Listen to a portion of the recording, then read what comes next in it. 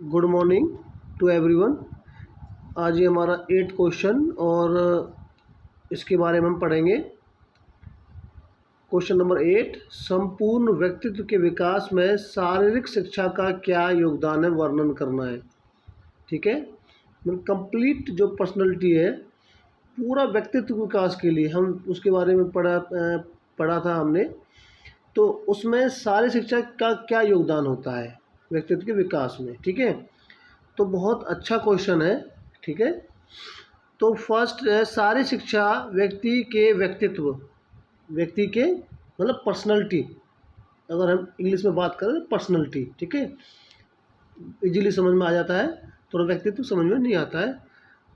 व्यक्तित्व के विकास को अपना उद्देश्य बनाती है। संक्षेप हम कह सकते हैं कि शारीरिक शिक्षा मनुष्य के संपूर्ण विकास में सहायक होती है। यह बात निम्नलिखित तथ्यों से स्पष्ट होती है। ठीक है, कुछ तथ्य प्रकट किए गए हैं।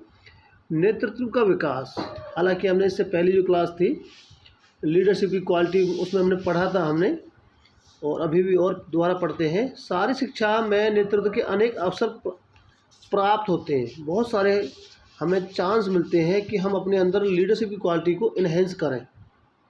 जैसे कि क्रिकेट टीम में टीम का कैप्टन निष्पक्षता, सूझबूझ और भावपूर्ण ढंग से खेल की रणनीति तैयार करता है।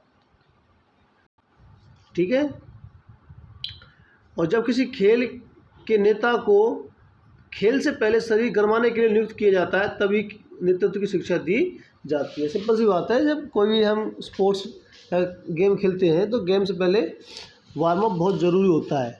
ठीक है, तो एक सिंगल खिलाड़ी होता है जो सभी टीम का, सभी मतलब जो भी टीम मेंबर्स होते हैं, खिलाड़ी होते हैं, उनका वार्म अप कराता है। तो उससे पता से चल जाता है कि वो कितने अच्छे ढंग से वो वार्म अप करा रहा है या वार्म अप एक्टिविटी करा रहा है। ठीक है, तो तब भी नेतृत्व की शिक्षा दी जाती है। कई बार प्रतिस्पर्धाओं का आयोजन करना भी नेतृत्व के विकास में सहायक होता है। बहुत बढ़िया टॉपिक है।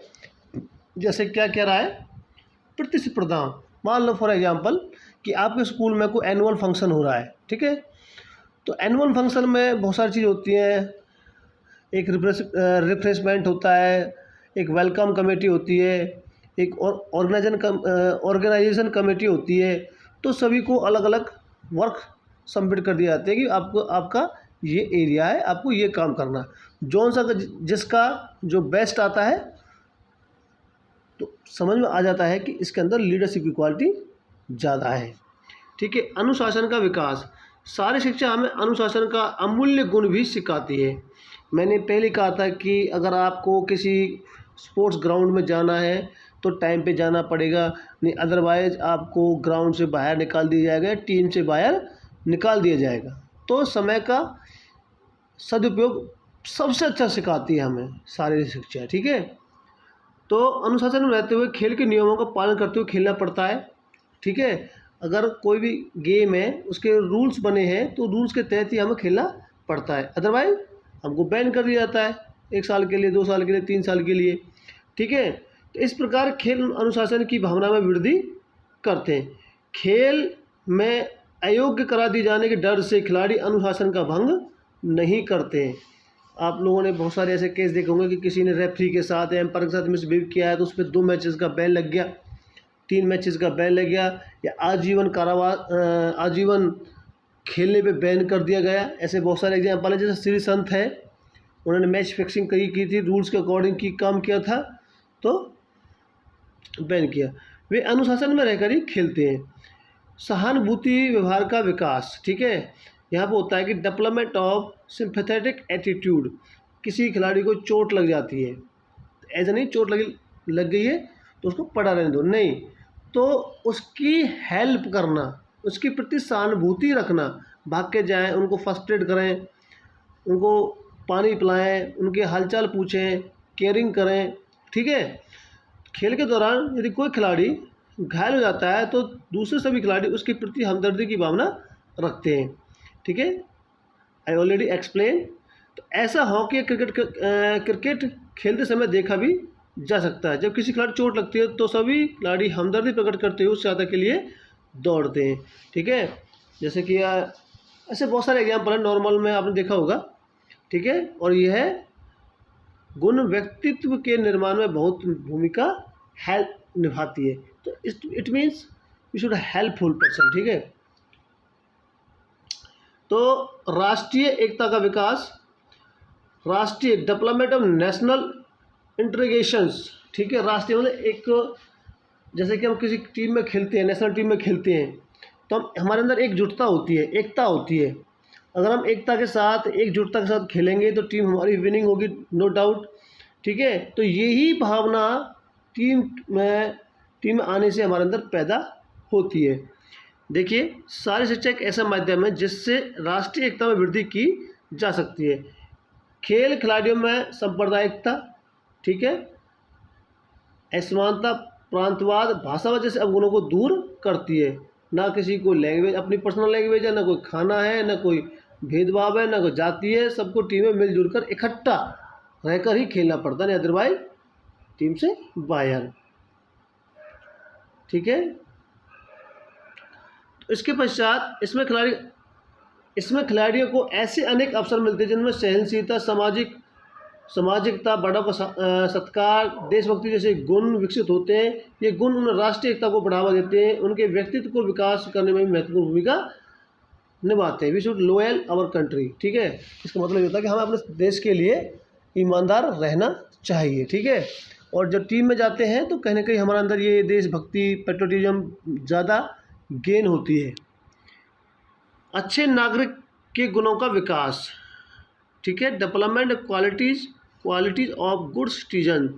सारी शिक्षा खेल के माध्यम से अच्छे नागरिक के गुणों को विकसित करती है, जैसे कि खेल के नियमों का पालन करना, खेलों में आपसी तालमेल बनाए रखना, हार जीत में संयम रखना और दूसरों के प्रति आदर सम्मान की भावना रखना। स्पोर्ट्स में होता है, हम एक दिन जीतते हैं, एक दिन हारते हैं, तो नॉर्मल कोई दिक्कत नहीं आती है हमें, क्योंकि वो चीज़ हमारे हैबिचुअल में हो जाती है।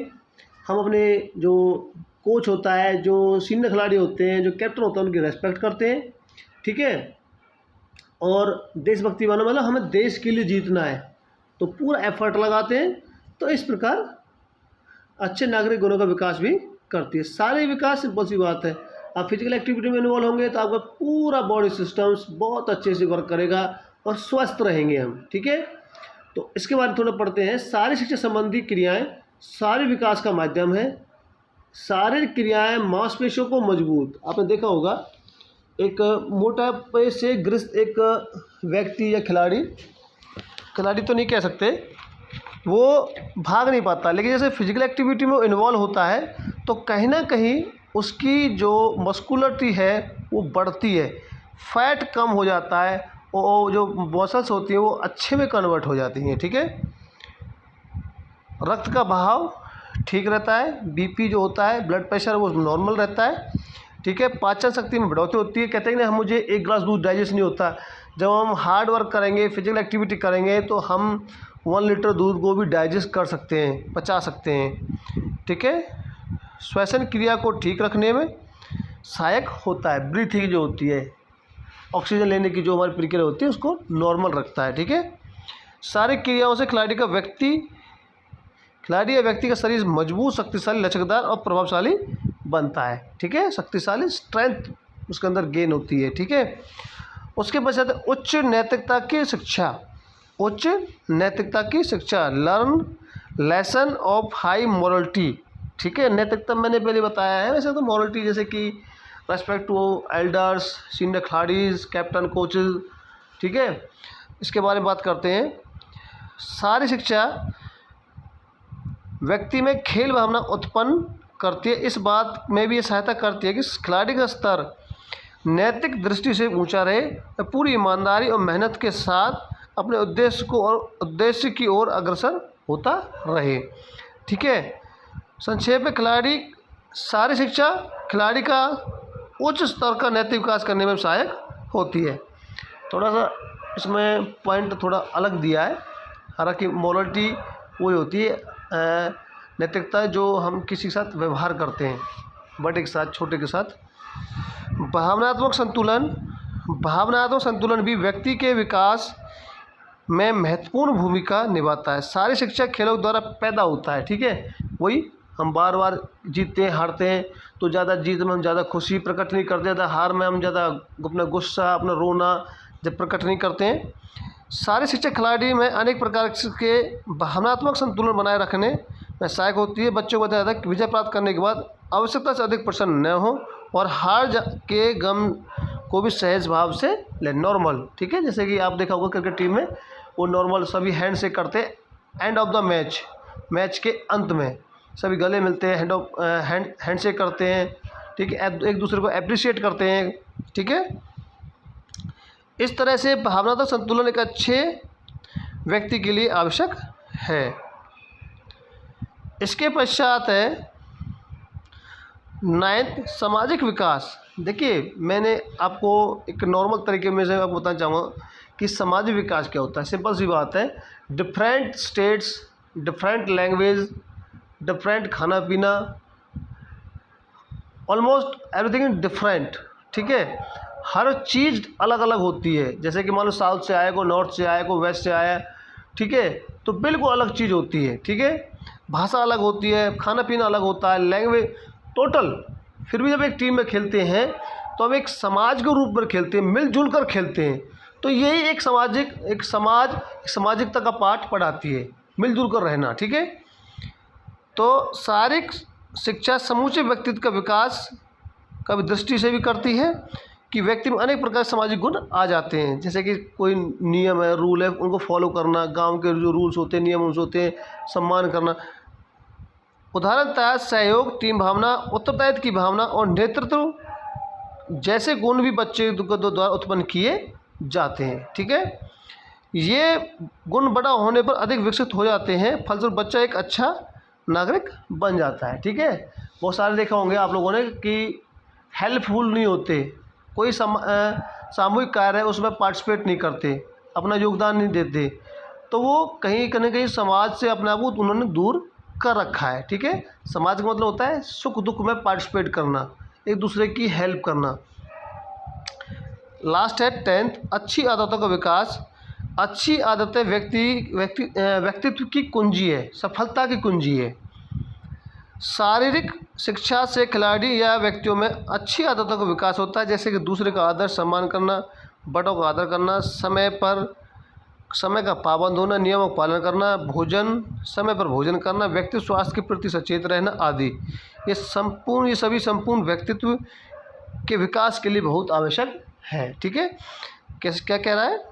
समय का पाबंद, भाई जो आपको टाइम दिया गया है ग्राउंड के लिए उस पर राइट बिल्कुल शार्प होना चाहिए और नियमों का पालन करना चाहिए। जो भी गेम के रूल्स हैं, ये समाज के रूल है, गांव के रूल हैं, ठीक है। समय पर भोजन का जरूर करना चाहिए, ठीक है।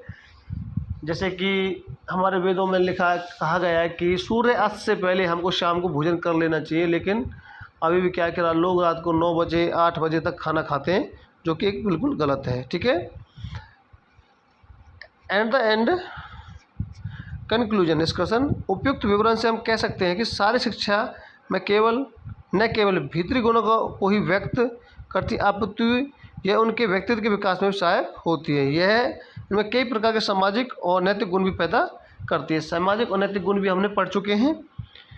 उन्हें भावनात्मक संतुलन बनाए रखती है, इमोशनल, ज़्यादा खुशी प्रकट नहीं करना, ज़्यादा गम प्रकट नहीं करना जीत हार पर, ठीक है। नॉर्मल अपने आप को रखना, ठीक है, दोनों ही कंडीशंस में। सारी क्रियाओं के द्वारा व्यक्ति में कुर्बानी मतलब मरना नहीं है, सेक्रीफाइस होता है कि किसी को अपने से आगे बढ़ावा देना, ठीक है। निष्पक्षता, कोई पार्शियलिटी नहीं, कोई छल कपट नहीं, मित्रता की भावना, सहयोग, स्वनियंत्रण, अपने आप पर नियंत्रण, आत्मविश्वास, सेल्फ कॉन्फिडेंस, आगे के पालन करने जैसे गुणों का विकास भी होता है। अतः सारी शिक्षा द्वारा सहयोग की भावना में भी वृद्धि होती है। तो ये आज आपका मे बी 8th क्वेश्चन था जो कंप्लीट हो गया है। थैंक यू, धन्यवाद।